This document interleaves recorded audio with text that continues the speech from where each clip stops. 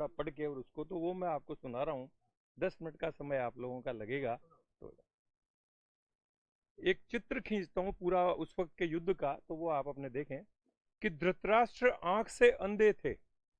धृतराष्ट्र आंख से अंधे थे और पुत्र मोह भी ज्यादा था। इस मोह और अंधेपन ने ही महाभारत को साधा था। धृतराष्ट्र के जैसे अंधे जब राजा की पदवी पाएंगे, भाई भाई में इसी तरह महाभारत होते जाएंगे। वे युद्ध क्षेत्र का हाल सुने। धृतराष्ट्र की ऐसी इच्छा थी। संजय की दिव्य दृष्टि की यह निश्चित कठिन परीक्षा थी। संजय आंखों से देख देख सारे हालात सुनाते थे, अपनी वाणी से युद्ध क्षेत्र का चित्र खींचते जाते थे। इस युद्ध क्षेत्र में कौन कौन लड़ने की खातिर आया है? इस युद्ध क्षेत्र में कौन कौन लड़ने की खातिर आया है? मेरे और पांडव पुत्रों ने कैसा रण क्षेत्र सजाया है? हे संजय, मुझको बतलाओ, मैं आकुल होता जाता हूँ। होनी को मन में देख देख मैं व्याकुल होता जाता हूँ। राजा दुर्योधन फिर चलकर गुरु द्रोण के सम्मुख जाते हैं। सेना में कौन कहां पर है वे इसका हाल बताते हैं। गुरुदेव, आप हैं रण में तो फिर अपना पलड़ा भारी है। गुरुदेव, आप हैं रण में तो फिर अपना पलड़ा भारी है, और भीष्म पितामह से लड़ना तो मृत्यु की तैयारी है। वहां कर्ण और दुशासन से मेरे सौ के सौ भाई हैं। वहां कर्ण और दुशासन से मेरे सौ के सौ भाई हैं। इनसे लड़ने वालों की तो निश्चित ही आफत आई है। वह वीर वहां अश्वत्थामा सन्नद्ध मौत सा खड़ा हुआ। यह सैन्य समूह आज गुरुवर मरने की खातिर अड़ा हुआ। मेरे खातिर इन वीरों ने जीवन संकट में डाला है, और भीष्म पितामह ने इनकी रक्षा का भार संभाला। बहुत बढ़िया। उस तरफ भीम है, अर्जुन है, पांचों के पांचों भाई हैं। उस तरफ भीम है, अर्जुन है, पांचों के पांचों भाई हैं, और मित्र आपके द्रुपद हैं, वे कृष्ण के भी अनुयायी हैं। यूं तो अभिमन्यु बालक है पर लगता सेना नायक है। यूं तो अभिमन्यु बालक है पर लगता सेना नायक है। उसके चेहरे पर है गुरुवर मुस्कान बड़ी सुखदायक है दुष्टदुम्न जिसके भीतर प्रतिशोध का पलड़ा भारी है। पांडव सेना की भी गुरुवर पूरी पूरी तैयारी है वीर बहुत से, उन सब के मैं नाम गिना नहीं पाऊंगा। हे गुरुवर दें आशीष मुझे, फिर विजयी मैं हो जाऊंगा। द्रोणाचार्य से आशीर्वाद मांग रहे हैं। वहां वहां उज्जवल घोड़ों के रथ पर अर्जुन था और मुरारी थे। वहां उज्जवल घोड़ों के रथ पर अर्जुन था और मुरारी थे। था मुदित हास्य मुखमंडल पर तत्पर सारथी थे पुरारी थे। यूं चित्र खींचकर संजय ने सेना का हाल बताया था, और तभी भीष्म ने उठ करके एक भीषण शंख बजाया था। कोई तुरही कोई मृदंग कोई ढोल नगाड़े बजा रहा। इस सम्रांगण में हर सैनिक है मरण धर्म को निभा रहा। पांचजन्य था नाम शंख का, कृष्ण ने जिसे बजाया था, और कुरुक्षेत्र का हर जर्रा उस ध्वनि से फिर थर्राया था। अर्जुन और सारथी कृष्ण वहां एकांत वृक्ष के नीचे थे। गांडीव हाथ में ले अर्जुन उसकी प्रत्यंचा खींचे थे। फिर पार्थ ने अपने हाथ जोड़ केशव को शीश नवाया था। माधव ने अपने हाथों से उसके सिर को सहलाया। दोनों पक्षों के मध्य कृष्ण इस रथ को अप्रस्थान करें। दोनों पक्षों के मध्य कृष्ण इस रथ को अप्रस्थान करें। किस किस में कितना दमखम है, हम इसका कुछ अनुमान करें। तब हंसते हंसते माधव ने उस सुंदर रथ को खिसकाया, और भीष्म पितामह गुरु द्रोण के सम्मुख लाकर ठहराया। अर्जुन ने अपनी आंखों से सेनाओं का संधान किया। अर्जुन ने अपनी आंखों से सेनाओं का संधान किया है। कौन कौन सम्मुख रण में, इसका थोड़ा अनुमान किया। उसने देखा पितृव्य भीष्म और गुरु द्रोण है खड़े हुए। सारे कौरव भाई मिलकर उनसे लड़ने की सारे कौरव भाई मिलकर उससे लड़ने की को अड़े हुए। अर्जुन के मन में संशय ने अपना अधिकार जमाया था, और मोहग्रस्त होकर अर्जुन इस दुविधा से घबराया था। वह खड़े सामने जो मेरे, वह सब तो मेरे भाई हैं। वह खड़े सामने जो मेरे, वह सब तो मेरे भाई हैं। माधव, इन सब से लड़ने की यह कैसी दुविधा आई। माधव, इन सब से लड़ने की यह कैसी दुविधा आई है। दुश्मन बनकर जो खड़े हुए, ताऊ हैं, चाचा नाना हैं। हे माधव, मेरे अपनों पर ही मुझको शस्त्र चलाना है। हे माधव, मेरे अपनों पर ही मुझको शस्त्र चलाना है। जब भीष्म पितामह हो सम्मुख में कैसे बाण चलाऊंगा। गुरुदेव द्रोण को हे माधव मैं कैसे मार गिराऊंगा। जिनकी खातिर जीते हैं हम, जिनकी खातिर जीते हैं हम, मैं उन अपनों को मारूंगा। यदि जीत गया भी इस रण में तो जीवन रण में हारूंगा। यदि जीत गया भी इस रण में तो जीवन रण में हारूंगा। हम बुद्धिमान हैं केशव पर लालच के सभी अधीन हुए। हम राज्य और सुख की खातिर सारे के सारे हीन हुए। यह पहली बार मुझे मन में यह कैसी दुविधा आई है। मेरे शरीर में हे माधव कैसी व्याकुलता छाई है। मैं भूखा प्यासा रह लूंगा, मैं जंगल में दुख सह लूंगा। भाई को मारूं मैं रण में, मैं ऐसा खेल न खेलूं। इससे अच्छा है मधुसूदन मैं वन को अब प्रस्थान करूं और भिक्षाटन करते करते इस जीवन का अवसान करूं। यह चित्त मोह से भ्रमित हुआ क्या करे समझ नहीं पाता है, और पाप पुण्य और धर्म अधर्म का भेद मुझे भरम आता है। मेरा धीरज भी छूट रहा, मेरा धीरज भी टूट रहा, गांडीव हाथ से छूट रहा। केशव अब राह दिखाओ तुम पर विश्वास अटूट रहा। केशव अब राह दिखाओ तुम पर विश्वास अटूट रहा। यूं धनुष त्याग कर हाथों से फिर अर्जुन शस्त्र विहीन हुआ। मैं युद्ध नहीं कर पाऊंगा, रथ के पीछे आसीन हुआ। माधव ने अर्जुन के मन की इस दुविधा को पहचान लिया। माधव ने अर्जुन के मन की इस दुविधा को पहचान लिया, उसके भीतर के मोह और अज्ञान को तत्क्षण जान लिया।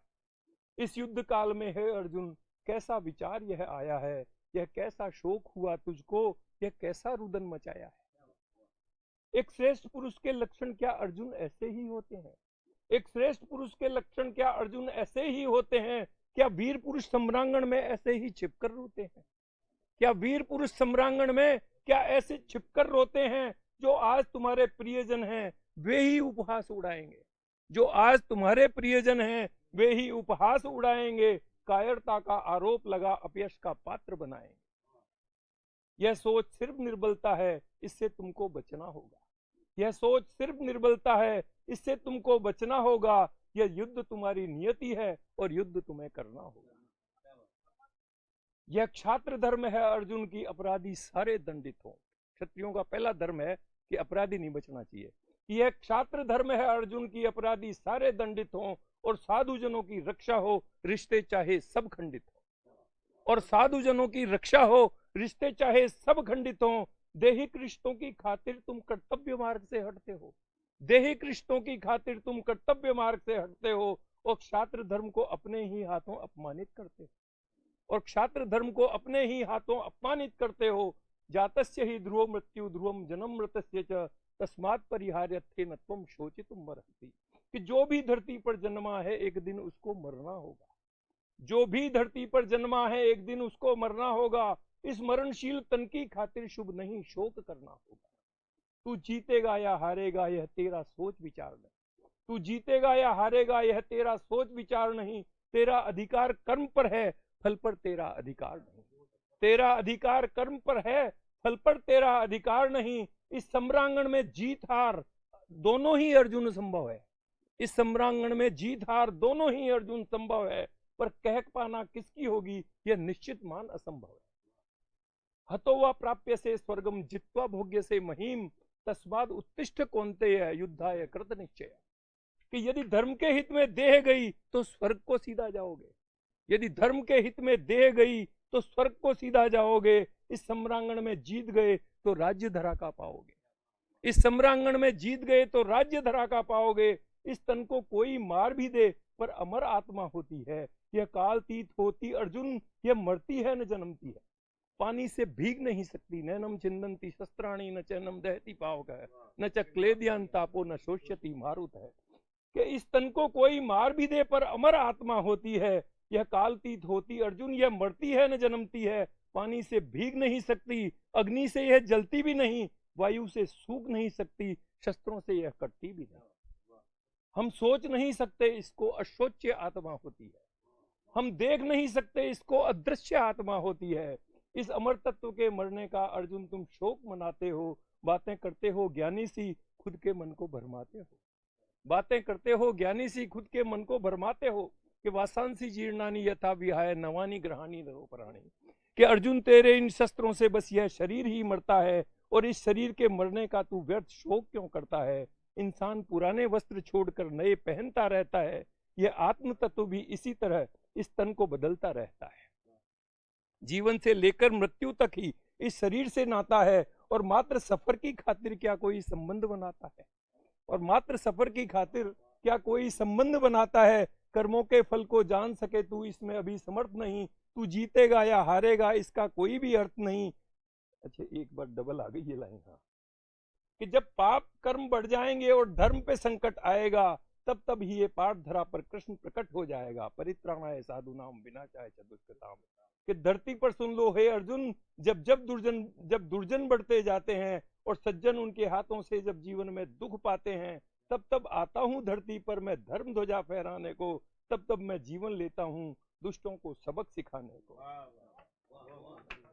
इन नक्षत्रों की चाल सखा, इस धरती का भूचाल सखा। अपना परिचय दे रहे हैं कृष्ण, इन नक्षत्रों की चाल सखा, इस धरती का भूचाल सखा, मैं सब जीवों में जीवन हूं, मैं ही हूं उनका काल सखा।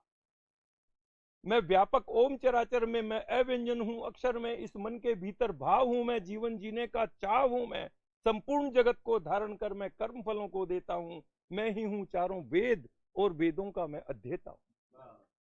मैं परम धाम सबका स्वामी, शुभ अशुभ देखने वाला हूं, उत्पत्ति प्रलय का कारण हूं और सृष्टि का रखवाला हूं, सूरज के भीतर ताप हूं मैं, पानी भी हूं और भाप हूं। मैं व्यापक सर्व, चाहे सुख हो चाहे पीड़ा हो, चाहे हानि हो या लाभ मिले, निज कर्म के करते जाने से मन को न कभी संताप मिले। यह सोच पार्थ है ब्रह्म सोच, यह स्वार्थ मोह की नाशक है, इस राह पे चलने वाला ही बस कर्मयोग का साधक है। तुम जीत हार से ऊपर उठकर धर्म की खातिर कर्म करो, परिणाम युद्ध का क्या होगा अर्जुन इससे बिल्कुल न डरो। आसक्ति क्रोध और भय को से जो मानव मुक्ति पा जाता है, सुख दुख में जो संभाव रहे वह स्थित प्रज्ञ कहलाता है, वह स्थित प्रज्ञ कहलाता है। अब एक थोड़ी सी, एक मेरी बहुत 30 साल पुरानी कविता है, कल ही मिली है कहीं पे, वो एक और सुनाना चाहता हूँ। मिल गई वो,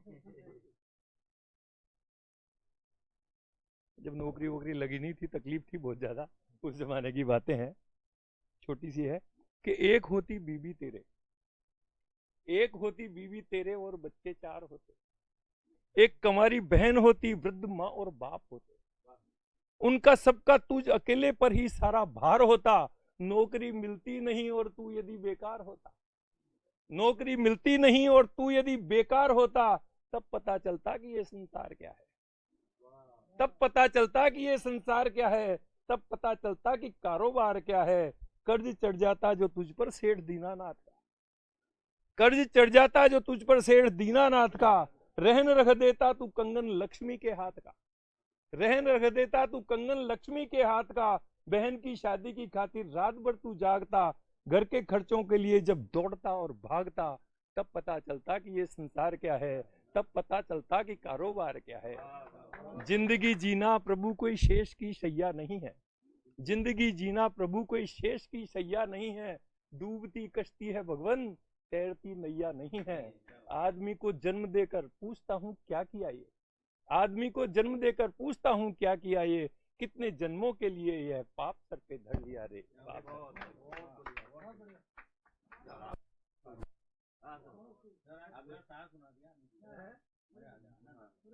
अभी सुशील जी भाई साहब ने महाभारत का कुछ